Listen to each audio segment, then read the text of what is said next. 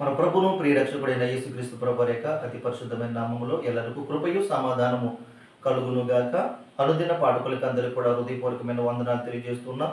ఈ రోజు పాఠ్య భాగాన్ని వాగ్దానాన్ని మనం ధ్యానం చేసుకుందాం. పరిశుద్ధ బైబిల్ గ్రంథముల నుండి యెషయా గ్రంథము 65వ అధ్యాయము 8వ వచనం చదువుకుందాం. యెషయా గ్రంథము 65వ అధ్యాయము 8వ వచనం చదువుకుందాం.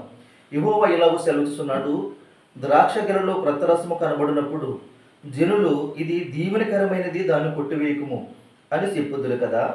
నా సేవకులందరినీ నేను నశింపజేయకుండానట్లు వారిని బట్టి నేను అలాగే చేసేదను. దయగల తండ్రి, ఈ మాటల చేత నాతోను మాతోను సూటిగా స్పష్టంగా మాట్లాడి ఈ బుద్ధి గ్రహించగల మనసు మాకెల్లరికూ అనుగ్రహం చేసి నీ ఆత్మచేత మమ్మల్ని బలపరిచి మీరే మాట్లాడమని యేసు నామమును బట్టి అడిగి పొంది ఉన్నాం పరమ తండ్రి. ప్రభు మనతో మాట్లాడును గాక. ప్రియమైన సహోదరి సహోదరులందరికీ కూడా హృదయపూర్వకమైన వందనాలు తెలియజేస్తూ ఉన్నాను. పరిశుద్ధ బైబిల్ గ్రంథంలో చక్కని మాట రాయబడి ఉన్నది. దీవెనకరమైన దాన్ని కొట్టివేయొద్దు అంటున్నాడు. యెహోవా సెలవిస్తున్నటువంటి ఒక అద్భుతమైన మాట. ద్రాక్ష గెలలో కొత్త రసము కనబడినప్పుడు జనులు ఇది దీవెనకరమైనది, దాన్ని కొట్టివేయొద్దు అని అంటారు కదా. అలాగే నా సేవకులందరూ నేను నశింపజేయకున్నట్లు వారిని బట్టి నేను అలాగే చేస్తాను అంటున్నాడు.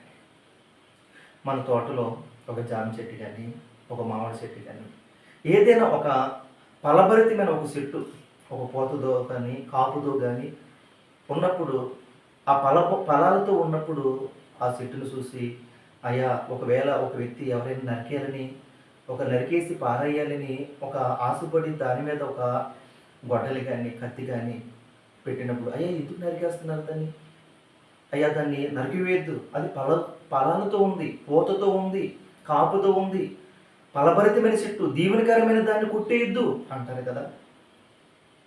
అవును కదా ప్రియమైన దేవుని పెట్టారా, దీవెనకరమైనది కొట్టేయొద్దు అంటున్నాడు. నా సేవకుల విషయంలో కూడా నేను అలాగే చేస్తాను, వారు దీవెనకరంగా ఉంటారు, వారిని బట్టి నేను కొట్టివేయను అంటున్నాడు. ఈరోజు మనం దీవెనకరంగా ఉండాలని దేవుడు కోరుకుంటున్నాడు.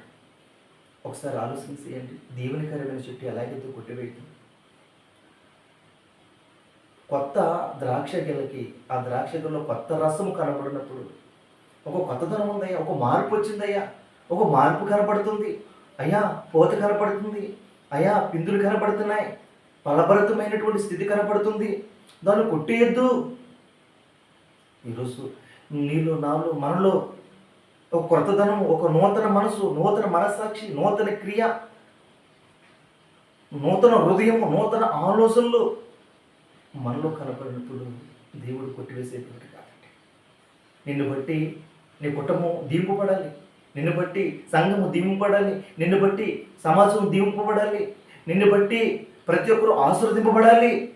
ఒక ఫలభరితమైనటువంటి చెట్టుగా నువ్వు ఉండాలి, దీవెనకరమైన వ్యక్తిగా నువ్వు ఉండాలి. దీవెనకరమైన దాన్ని కొట్టివేసేవాడు కాదు దేవుడు. ఈరోజు నువ్వు దీవెనకరంగా ఉండాలి అంటున్నాడు. మనమందరూ కూడా దీవెనకరంగా ఉండాలండి. నిన్ను బట్టి నీ కుటుంబం దీవెనకరంగా ఉందా? నిన్ను బట్టి సంఘము దీవెనకరంగా ఉందా? యోసేపు ఎక్కడ అడుగులు పెడితే అక్కడ ఆశీర్వాదం ఉందంట. యోసేపును బట్టి పరో యొక్క కుటుంబం అంతా కూడా ఆశీర్వదింపబడింది.